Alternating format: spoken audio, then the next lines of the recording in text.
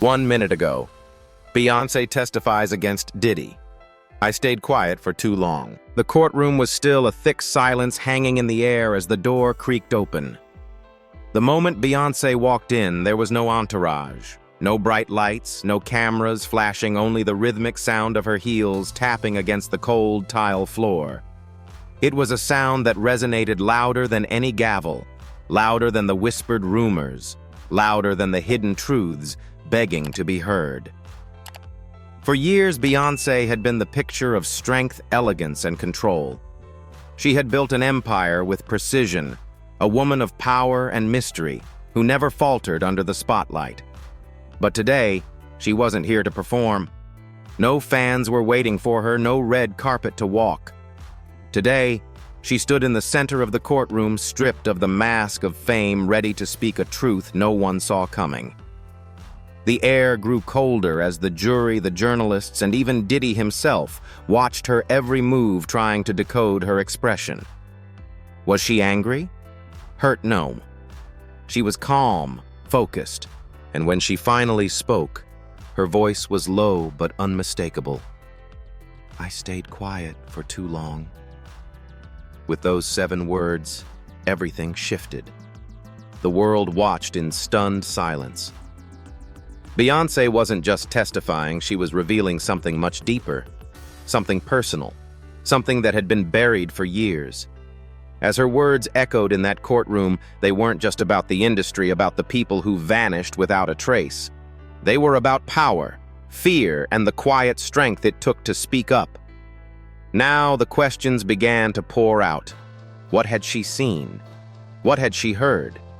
And why, after all these years, had she decided to break her silence? Beyoncé Giselle Knowles Carter was born on September 4th, 1981 in Houston, Texas, to Matthew and Tina Knowles. From the moment she could walk, music was in her blood. Her mother, a successful businesswoman, and her father, a former salesman, knew that their daughter had something special, something that would one day alter the course of entertainment history. Growing up in a musical household, Beyoncé was encouraged to pursue her dreams.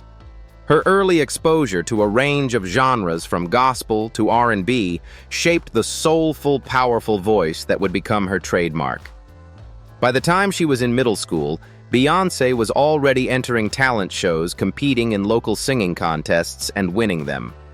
Her passion for music blossomed early, and it was clear to everyone around her that she was destined for something bigger. But it wasn't just her vocal ability that set her apart. Beyoncé had a work ethic that few could match. Her relentless drive pushed her to excel academically and artistically. Even at a young age, she understood the business side of the industry, working tirelessly to hone not only her vocal skills, but her dance routines, stage presence, and overall artistry. She knew what it would take to be a star, and she wasn't going to let anything stop her. Her big break came in the late 90s when she became the lead singer of Destiny's Child, a girl group that would later become one of the best-selling girl groups of all time. But the road to stardom was far from easy. With her father managing the group, tensions ran high. Beyoncé's father was known for his strict approach, often pushing the group to their limits, but it was that very discipline that laid the foundation for Beyoncé's rise to global superstardom. Through the ups and downs of the industry, Beyoncé navigated the complexities of fame, personal challenges, and shifting dynamics in the music world. Despite the pressure, she emerged from Destiny's Child with a solo career that would redefine pop and R&B, earning her recognition as one of the most influential artists of her generation. From Dangerously in Love to Lemonade, Beyoncé crafted albums that became cultural landmarks, each one showcasing her growth as an artist, a businesswoman, and a woman with a voice that couldn't be ignored. Behind the scenes, however, as her empire expanded, so did the pressure. In the spotlight, Beyoncé appeared unshakable, an icon who seemed to have it all: the fame, the family, the fortune. But in private, she was often faced with the harsh realities of an industry that operated on silence, secrecy, and control. And as her career reached its peak, she began to notice something unsettling. The artists around her, talented, driven individuals, seemed to vanish. Not in the way careers fade naturally, but in a way that felt orchestrated, calculated. Beyoncé had always kept a tight grip on her own narrative. Her personal life, her professional decisions, and her image were crafted meticulously. But as the years went by, she couldn't ignore the growing unease inside her, the feeling that silence was no longer a choice. It was a weapon, and it was being wielded against those who dared to speak up. This unease would eventually lead her to the courtroom, where she would break her silence and reveal the true cost of staying quiet in an industry built on fear and manipulation. Beyoncé's rise to fame was nothing short of meteoric. It wasn't just her talent that set her apart from the sea of other hopefuls, but her strategic mind, unwavering discipline, and raw determination to take control of her narrative. Her journey began with Destiny's Child, a group that would eventually leave an indelible mark on the music industry. But it was Beyoncé's exceptional leadership, combined with her ability to create compelling stories through music and performance, that would eventually elevate her into the stratosphere of stardom. As the lead vocalist of Destiny's Child, Beyoncé learned early how to navigate the competitive, often cutthroat world of the music industry. She became known not just for her vocal range, but for her charisma, her undeniable stage presence, and her ability to command attention in any room. Destiny's Child's rise was meteoric, with their albums like The Writings on the Wall and Survivor dominating the charts. But what separated Beyoncé from her peers wasn't just the success of the group. It was her ability to stand out as a solo artist, even within the collective. In 2003, Beyoncé took a bold step forward, launching her solo career with Dangerously in Love. The album not only solidified her as an individual force in the industry, but it catapulted her into international superstardom. Hits like Crazy in Love and Baby Boy became anthems of the early 2000s, and Beyoncé's sound, a perfect blend of R&B, pop, and hip-hop, became iconic in its own right. She wasn't just a singer, she was an experience, a force of nature that audiences couldn't resist. The success of Dangerously in Love earned her 5 Grammy Awards, making it clear to the world that she was no longer just a member of a girl group, she was a solo powerhouse in her own right. But even as she reached unprecedented heights, the pressure and expectations never let up. With fame came the responsibility to remain perfect, polished, and flawless, an expectation she always met with grace. Yet as she climbed higher, the realities of the industry became more apparent. In the years that followed, Beyoncé continually pushed the boundaries of what was possible in both music and visual storytelling. Her albums like Bidet 2006, I Am, Sasha Fierce 2008, and For 2011 weren't just collections of songs, they were experiences meticulously crafted to offer an insight into her personal life, her struggles, her triumphs, and the women who shaped her. Her persona evolved from the girl next door to a fierce, unapologetic icon, and her performances became nothing short of legendary. Whether it was her groundbreaking Super Bowl halftime show or her visual albums like Lemonade and Black is King, Beyoncé redefined what it meant to be an artist in the modern age. But with every high came a new challenge.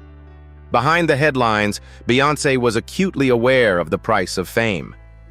Every album, every tour, every performance brought with it the weight of the industry's power structures, many of which were designed to keep people in their place.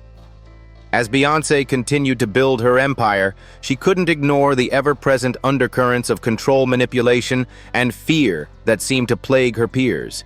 Artists, especially those who were outspoken or who dared to challenge the status quo, disappeared not in a way that was noticed by the public, but in a way that seemed orchestrated like puppets, with their strings being pulled from behind closed doors. In her rise to fame, Beyoncé had built more than just an extraordinary career. She had built a platform. And while she stood at the top of the music world, her understanding of the industry's underbelly deepened. The glittering image of success that she had worked so hard to cultivate was in many ways a mask, one that shielded her from the darker truths she had begun to see all around her. She had become a symbol of strength, empowerment, and success. But the weight of the secrets she kept, the voices she saw silenced, and the manipulations she witnessed began to chip away at that perfect exterior. As her fame soared, the silence surrounding the industry's darkest truths became harder to ignore, and soon it would become impossible to stay quiet any longer. As Beyoncé's career reached new heights, the world continued to see her as the epitome of success. But behind the glittering lights and flawless performances, there was a different reality, one that few knew, and even fewer were willing to talk about. Beyoncé had witnessed firsthand the darker side of the entertainment industry, a side where power wasn't just held by talent, but by fear and control. As she rose to fame, she saw how the powerful people around her used silence as a weapon to maintain their dominance. Over the years, Beyoncé had witnessed a disturbing pattern. Artists, creatives, and even friends who dared to speak up, challenge the system, or fight for their rights seemed to disappear. Not in the way that careers naturally fade, but in a way that felt deliberate, orchestrated. The industry wasn't just about the music, the dance, or the fame. It was about control. And the more she paid attention, the more she realized that silence was being used to manipulate, to suppress, and to erase. She had heard the rumors, seen the signs, and felt the chill in the air when certain names were brought up. Whispers would start, followed by warning signs, meetings that never happened, opportunities that disappeared, and careers that suddenly came to a screeching halt.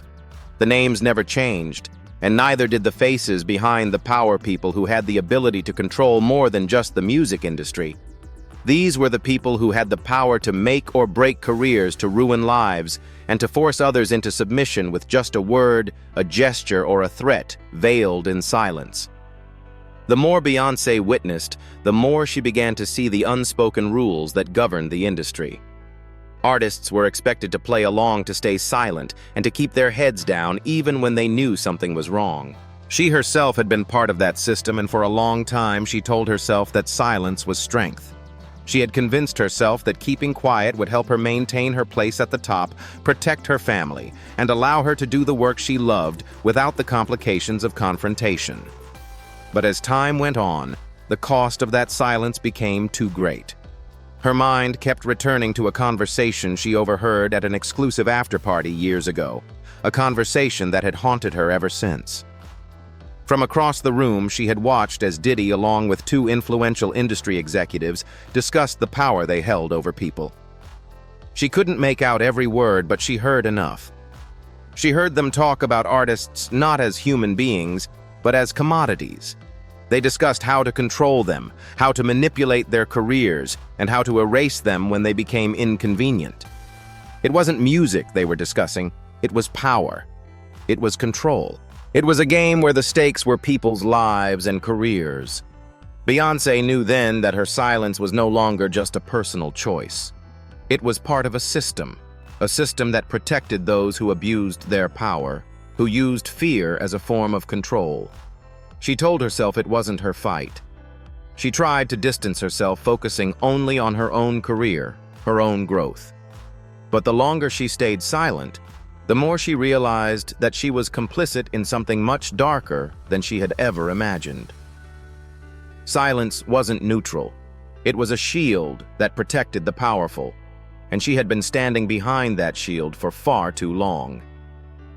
Every year she remained quiet. Every time she let someone else's voice be silenced, it felt like she was helping the system thrive. She began to understand that this silence wasn't just hurting her colleagues.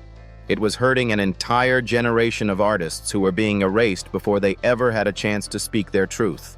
She had seen the pattern artists who once shone brightly with undeniable talent and potential, only to fade into the background, their careers cut short by forces they couldn't see, forces they couldn't fight. The industry chewed them up and spit them out, and no one ever seemed to ask why. It was this realization, this growing understanding of the machine she had been a part of, that made her speak out. Beyoncé knew that speaking her truth would cost her. She knew that by doing so, she would risk her reputation, her career, and perhaps even her safety. But as she sat there in the courtroom facing the people who had spent years hiding behind silence and manipulation, she could no longer remain quiet. The truth had to be heard. The voices that had been erased had to be restored. The fear that had been used to silence the truth had to be broken. And so she made a choice to speak, even if it meant losing everything. Because in the end, truth had become her greatest weapon, and she wasn't going to let it be buried any longer. Beyoncé's testimony didn't end with the courtroom session. The moment she spoke those final words, something shifted not just in the room, but in the very air around her. The weight of silence, a silence that had been cultivated and manipulated for years, was finally shattered. For the first time, the world saw her as more than just an entertainer, more than the flawless figure who graced every stage. They saw her as a truth-teller, a woman who stood alone in her conviction, willing to risk everything to expose the machine of power that had tried to keep her and so many others quiet. As the defense tried to counter her claims, their efforts felt more like whispers in the wind, powerless against the undeniable force of Beyoncé's words. The lawyers' questions couldn't diminish the truth she'd laid bare, and no amount of legal strategy could erase the impact of her testimony. She wasn't just speaking for herself, she was speaking for the countless artists who had disappeared into the shadows, for the voices that had been silenced, for those who had been erased from history. Beyoncé had given them a chance to be heard again, and that truth was more powerful than any legal argument. The final blow wasn't in the heated exchanges, the questioning, or the documents that were presented. It was in the quiet aftermath of her words, the stillness in the courtroom, the collective breath that everyone seemed to hold. The world had just witnessed the unraveling of an empire built on silence, and the man at the center of it, Diddy, could no longer escape the reality of his actions. The truth had been spoken, and now it would echo through every corner of the music industry, forcing those who had once been untouchable to confront their power and their complicity. As the jury deliberated, everyone knew that the verdict, when it came, wouldn't just be about legal culpability. It would be about something far more profound: accountability. The kind that doesn't just come from a court of law, but from the public, from the people who had been affected, and from those who were ready to break their silence. Diddy's empire, once a symbol of invincibility, now appeared fragile, exposed. And Beyoncé, who had once been part of that world, had become the symbol of its unraveling. The verdict came. The words liable rang out, but they felt like the first steps toward a larger change. Beyoncé had made her choice, and by doing so, she had set a new course for the future. No longer would silence protect those who used power to manipulate and control. No longer would the voices of the artists who had been silenced be forgotten. Beyoncé had given them back their chance to speak, and now the world was listening. As you reflect on the impact of this trial, ask yourself, how many other truths have been hidden? How many other voices are waiting to be heard? Don't let silence be the price of comfort. Speak out, share your story, and demand the accountability we all deserve. Join the conversation in the comments below. What do you think the future holds for those who abuse power in silence? Subscribe and hit the bell icon, because the conversation isn't over. It's just beginning. Legends of Black Excellence.